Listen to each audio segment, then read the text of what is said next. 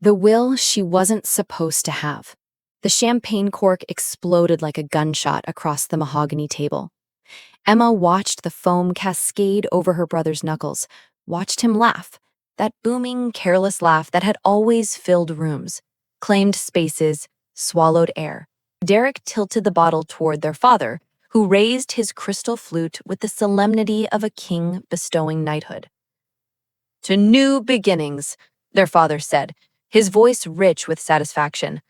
"To the Miller legacy, continuing as it should." Emma's water glass trembled in her hand. She set it down carefully, the way she'd learned to do everything in this house. Carefully, quietly, without drawing attention. The dining room glowed with soft amber light from the chandelier Grandpa Miller had installed in 1987. He told her the story a dozen times, how he'd haggled the price down, how Grandma said it was too fancy, how he'd climbed the ladder himself at 63 to hang it because he trusted no one else with his ceiling.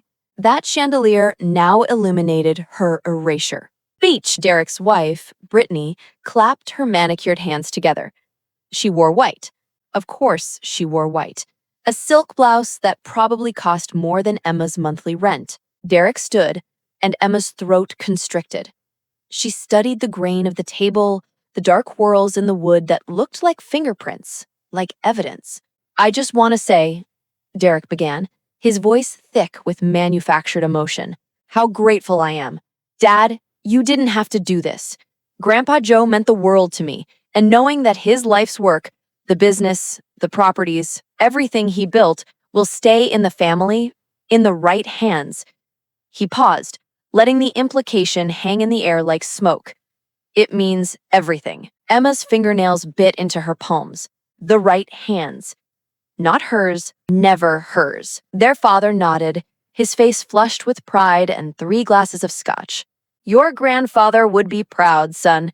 He built Miller Construction from nothing, and you're going to take it into the future." The words screamed in Emma's head, but her lips stayed pressed together. She'd learned that too, how to hold words in, how to let them calcify in her chest until they became stones she carried everywhere. "Emma?" Her mother's voice cut through the celebration like a blade wrapped in silk. "You've been awfully quiet, sweetheart." All eyes turned to her. Emma felt the weight of their attention like physical pressure, like water rising over her head. "I'm fine, Mom, just listening." "You understand, don't you?" Her father leaned forward, his expression almost kind. Almost. "Derek has the business experience. He's been working in construction management for 5 years.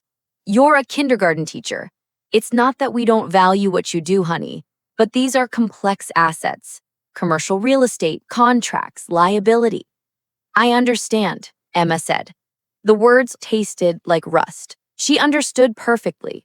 She understood that when she'd spent every Saturday of her teenage years at Grandpa Joe's side, learning to read blueprints, he'd been wasting his time. She understood that when he'd taught her the difference between load-bearing walls and partition walls, when he'd shown her how to calculate material costs and profit margins, when he'd said, "You've got the mind for this, Emmy girl, sharper than any of them," she understood that none of it mattered. Because Derek was the grandson who counted. Derek was the one who'd shown up for Sunday dinners after Grandpa Joe had something to give. Derek was the one who'd remembered birthdays and called every week once the cancer diagnosis came. Emma had been there for the diagnosis too. She'd been there for every chemotherapy session, every hospital visit, every 3 a.m. phone call when Grandpa Joe couldn't sleep and wanted to talk about Grandma, about the old days, about regrets and dreams, and the weight of leaving things behind. She'd been there when he'd gripped her hand with fingers like bird bones and whispered, "I'm fixing it, Emmy. I promise you, I'm fixing everything." She thought he meant his relationship with her father. She thought he meant healing old wounds, bridging gaps, making peace before the end. She'd been wrong. "Actually," Emma heard herself say, "I need to talk to all of you about something." The room stilled. Even the champagne bubbles seemed to freeze in their flutes. "Not now, Emma." Her father's tone carried a warning. "This is Derek's moment. It'll just take a minute." "Emma!" Her mother's voice dropped to that particular frequency that meant behave, be good, don't make a scene. Emmy stood. Her chair scraped against the hardwood, too loud, too violent for the careful choreography of this performance. I know about the will, she said. The silence that followed was absolute. It was the silence of a held breath, of a paused heartbeat, of the moment before a building collapses, when everything is still intact, but everyone knows, somehow, that gravity has already won. Derek recovered first. What are you talking about? Grandpa Joe's will, the real one. Her father's face went carefully blank. Emma had seen that expression before, when she was 12 and had caught him lying about where he'd been, when she was 16 and had confronted him about the college fund that had mysteriously disappeared, when she was 23 and had asked why he never mentioned her accomplishments at family gatherings the way he cataloged Derek's. It was his "I'm doing what's best for everyone" face. We've been through this. Your grandfather's estate has been settled. The lawyers handled everything months ago. Your lawyers handled everything. Emma, please. Her mother reached for her arm. You're upset. You miss Grandpa Joe. We all do. But I have a document. Emma's voice didn't shake. She was surprised by that. She had imagined this moment 100 times, and in every version, she'd been trembling, crying, small. But fury, it turned out, had its own kind of strength. I have the will Grandpa Joe signed 3 months before he died, the one he had witnessed and notarized at Bradley & Sons Legal on 15th Street. The one that leaves everything, the business, the properties, the savings accounts, all of it, to me. The champagne bottle tipped over. Brittany lunged to catch it, but foam spread across the white tablecloth like a stain, like guilt made visible. Derek laughed. It sounded hollow. That's insane. Why would he? Because I was there. Emma's voice cracked, just slightly, just enough to let the pain through. Because I was the one who sat with him for 6 months while he died. Because I was the one who listened when he talked about his regrets. Because I was the one he trusted. This is ridiculous. Her father stood, his chair clattering backward. If such a document existed, the lawyers would have found it. Your lawyers found the will you wanted them to find, the one from 15 years ago when Grandpa Joe still thought you'd eventually step up, be the son he needed. This is the will he made after he realized you never would. She placed the envelope on the table. It sat there like a bomb, like a truth too dangerous to touch. No one moved. May I? Emma pulled out the document, unfolded it slowly. The paper rustled in the silence. I, Joseph Robert Miller, being of sound mind and body, do hereby revoke all previous wills and testaments. That's the first line. Would you like me to read the rest? Where did you get that? Her father's voice was dangerous now, stripped of pretense. He gave it to me, the night before he died. Emma's eyes burned, but she refused to cry. Not here, not in front of them. He told me to wait. He told me to let you show your hand, to let you reveal exactly who you were. He said, give them enough rope, Emmy girl. The truth is patient. This is forgery. Derek's face had gone red, splotchy. You're trying to... It's notarized. It's witnessed by 2 attorneys. It's filed with Bradley & Sons, who have been expecting someone from the family to inquire about it. They've been expecting someone for 8 months. Emma watched realization move across her brother's face like weather, like a storm front rolling in. You've known. This whole time. You've just been... sitting on this? I've been watching. I've been watching you celebrate. Watching you make plans.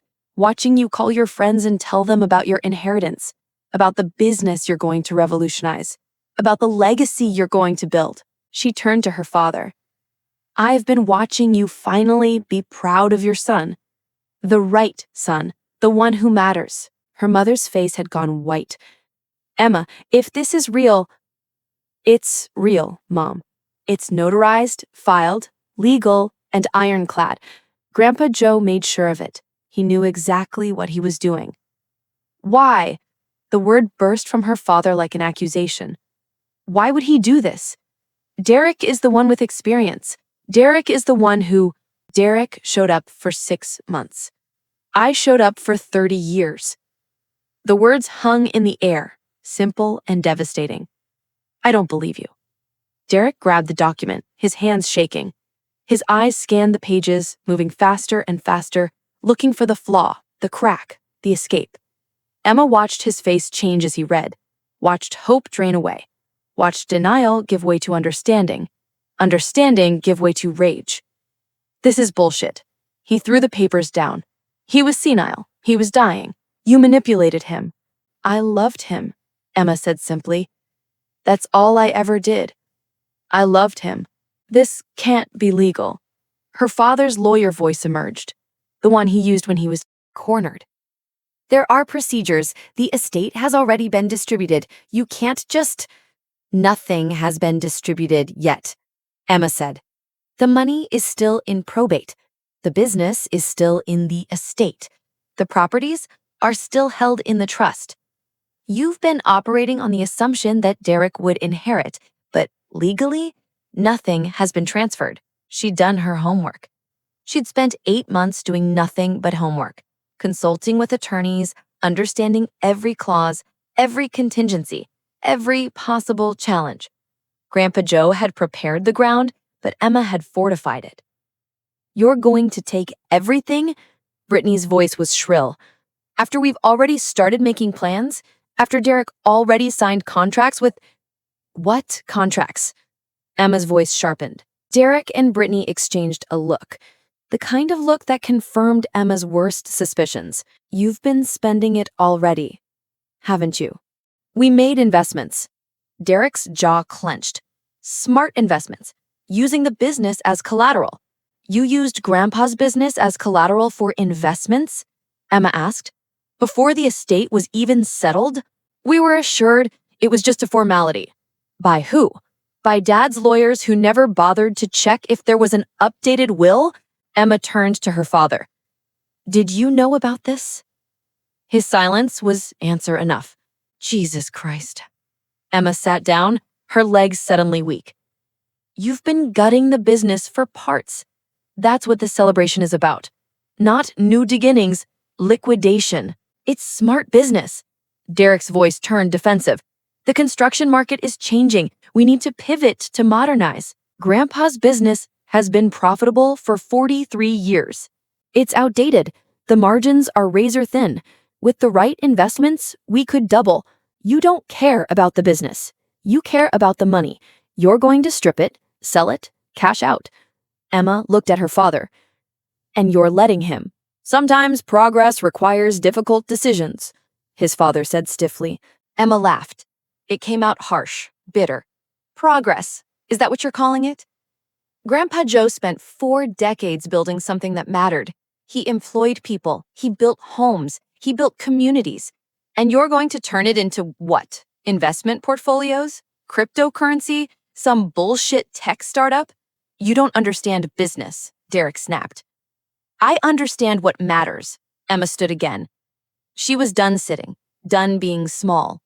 And I understand law. That document is legal. It's valid.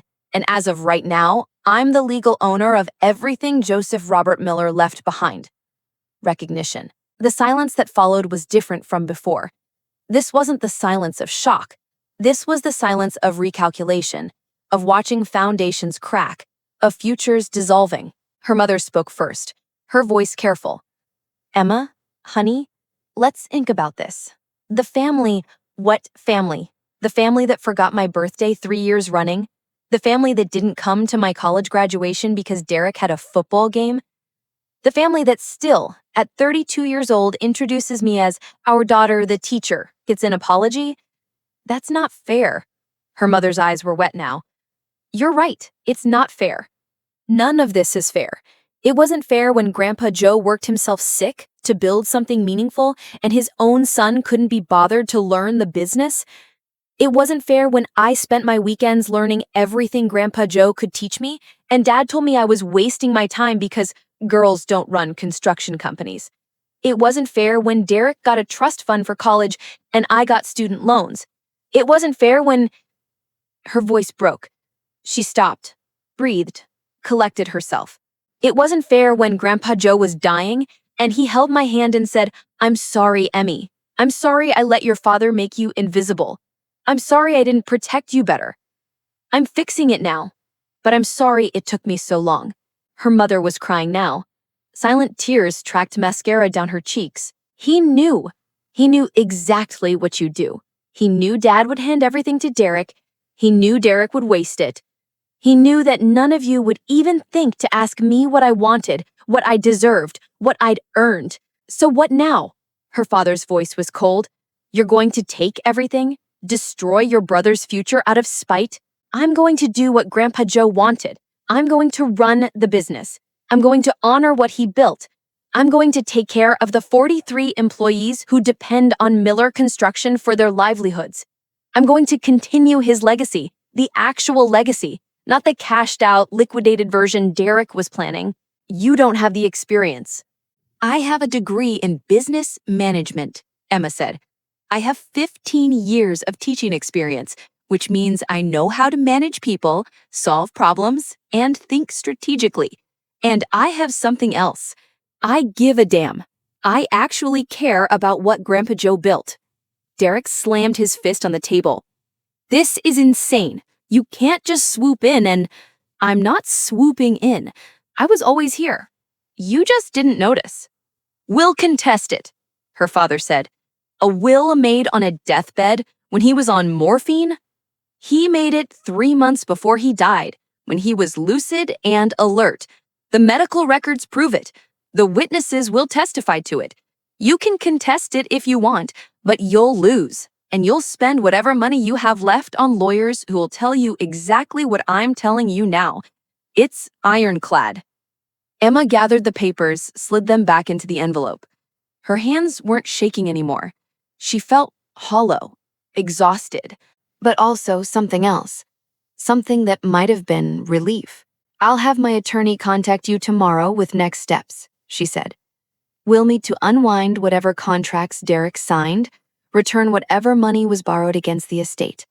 If you've already spent it, she shrugged. That's your problem, not mine. Emma. Her mother stood, reached for her. Please, your family. We love you. Can't we what, Mom? Emma stepped back, out of reach. Can't we pretend this didn't happen? Can't we go back to me being grateful for scraps? Can't we just forget that you all sat around this table tonight and celebrated giving everything to Derek without even mentioning my name? We were going to give you something, her mother said desperately. There was going to be a trust fund, a small property, a consolation prize, Emma said. Something to make you feel like you'd been fair. But you didn't ask me what I wanted. You didn't ask me what Grandpa Joe wanted. You just decided. She picked up her purse. The room felt smaller now, closing in. She needed air. She needed distance. She needed to be anywhere but here. Emma, wait. Derek's voice had changed. The anger was gone, replaced by something that might have been desperation. Look, maybe we can work something out. A partnership. You run the business, I handle the financial side. No. We're brothers and sisters. We can— Were. The word came out flat, final. We were brother and sister. Back when that meant something. Back when you remembered I existed, except when you needed something. She walked toward the door. Her father blocked her path. You're making a mistake, he said quietly. You're burning bridges. You're destroying this family over money. Emma looked up at him, really looked at him, maybe for the first time in years. She saw the gray in his temples, the lines around his mouth, the disappointment in his eyes.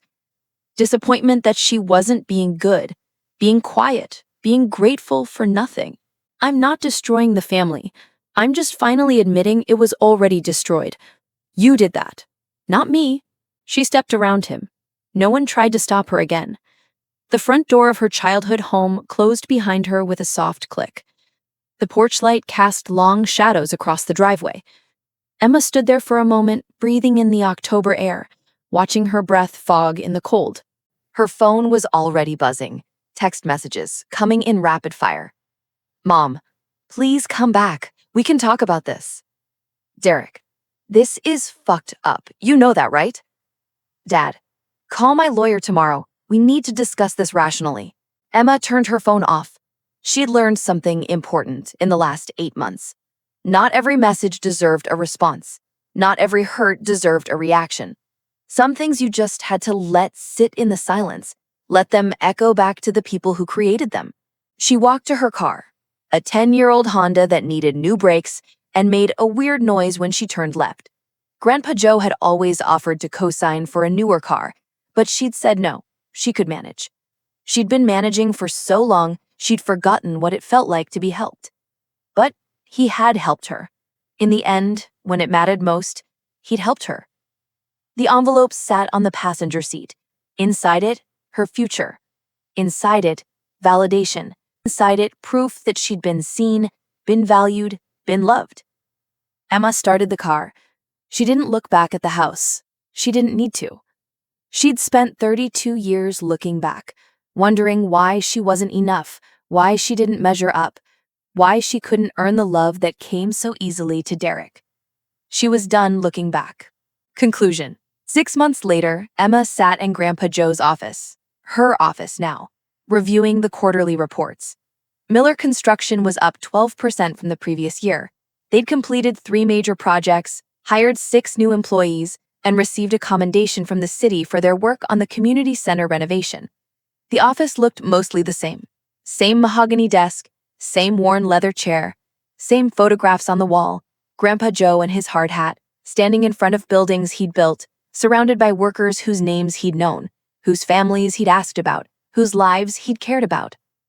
Emma had added one new photograph, her and Grandpa Joe from her 16th birthday.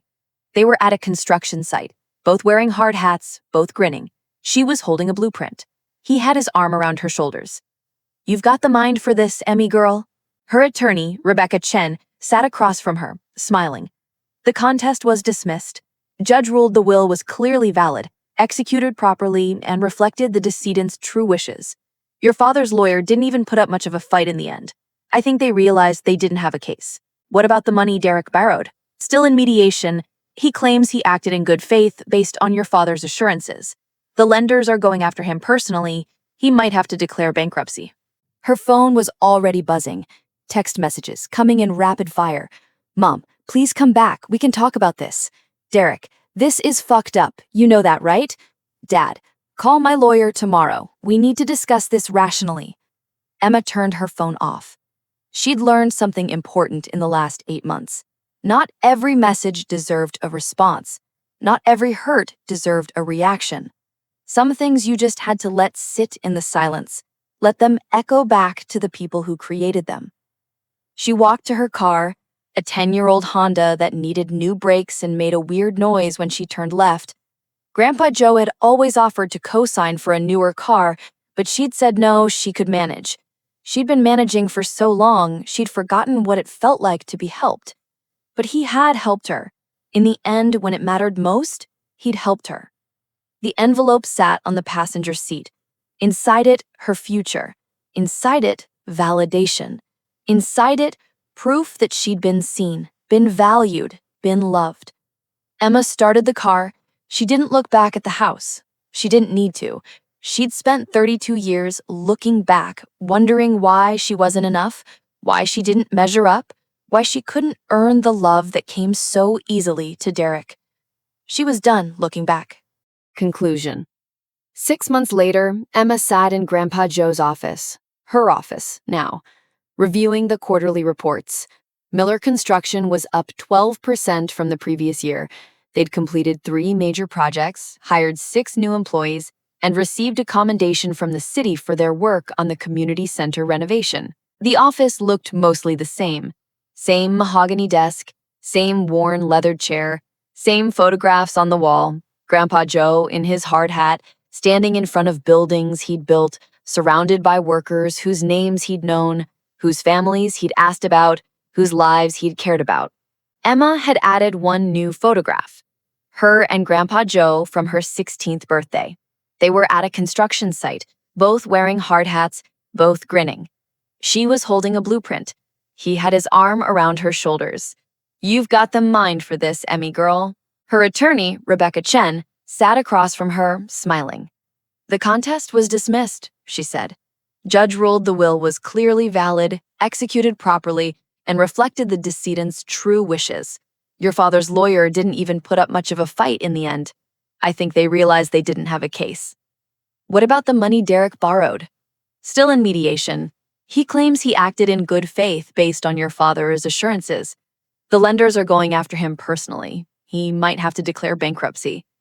The response came immediately. "I'd love that." Emma set the phone down. She stood, walked to the window, looked out at the city Grandpa Joe had helped build. Somewhere out there, Derek was dealing with consequences. Somewhere out there, her father was nursing his wounds and his wounded pride. Somewhere out there, her mother was maybe, possibly, learning what it meant to choose her daughter. And here, in this office, surrounded by blueprints and photographs and the lingering smell of her grandfather's coffee, Emma was learning something too. She'd spent so long trying to be small enough, quiet enough, good enough to deserve love. She'd spent years carrying the weight of other people's expectations, their disappointments, their casual cruelties.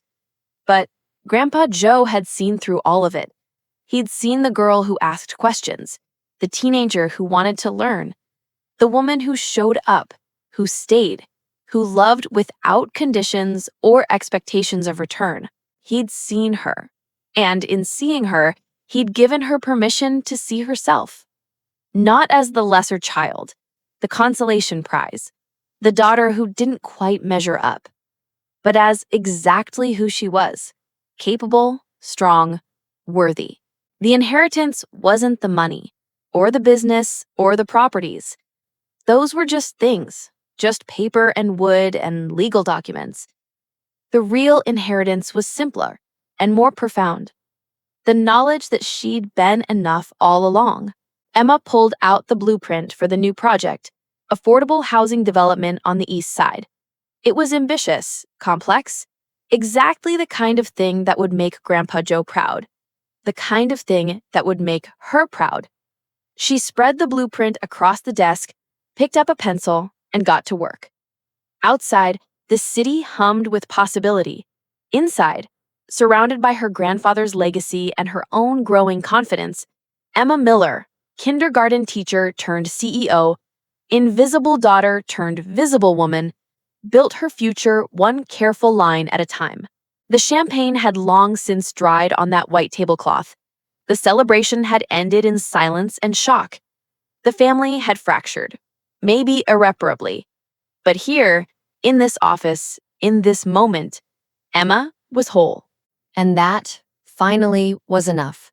3 years later, Miller Construction would be featured in Forbes for their innovative approach to sustainable community development. The article would include a quote from CEO Emma Miller. "My grandfather taught me that building isn't just about structures. It's about creating foundations that last. He gave me that foundation. I'm just trying to live up to his example." The article would not mention her father or brother. Some absences, it turns out, speak louder than words. But it would mention the 43 employees who'd stayed through the transition and the 68 new hires who joined a company that finally lived up to its values. It would mention the communities served, the homes built, the lives changed. And somewhere, in whatever comes after, Joseph Robert Miller would smile. His Emmy girl had found her way. She'd always had it in her. He just helped her see it.